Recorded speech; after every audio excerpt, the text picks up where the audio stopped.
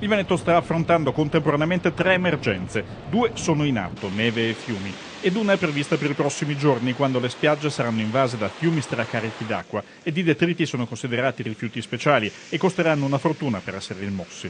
L'assessore regionale della Protezione Civile, Daniele Stival, analizza le criticità partendo dalla situazione nella bassa padovana, che affronta un duplice problema. Il primo è che c'è molta acqua nei fiumi e soprattutto gli argini che sono tra virgolette un po' leggeri, quindi con il rischio della loro tenuta, quindi stiamo valutando se questi reggono bene, altrimenti dovremo ovviamente fare delle rotture cosiddette programmate in situazioni in cui non ci sia pericolo per i nostri cittadini. La Protezione Civile veneta ha in campo sinora 2670 uomini, fra tecnici regionali e volontari. Ci sono 300 organizzazioni di volontariato per complessive 625 squadre e decine di centri operativi comunali, centri operativi misti e centri di coordinamento soccorsi. Anche i servizi sanitari del 118 sono coordinati con le operazioni previste o, come nel caso della possibile evacuazione dei pazienti dall'ospedale trevigiano di Motta di Livenza, per così dire potenziali se i livelli del fiume salissero. Se in Friuli continua a piovere molta acqua e quindi con il bacino di Ravedis che venga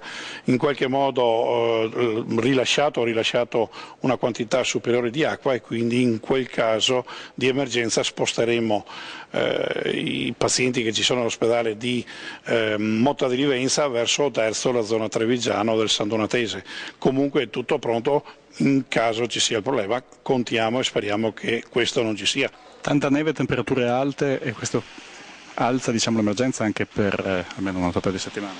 Sì, abbiamo visto in una settimana che la neve si consolidava alcuni giorni a 1.300, altri giorni a 1.600 e qui 1.600 metri, e quindi problematiche non indifferenti, perché vuol dire questo maggiori quantità d'acqua che si riversano poi verso la pianura, e quindi situazioni particolari di tempo che ovviamente credo che sia più di 100 anni che non si verificano nella nostra regione.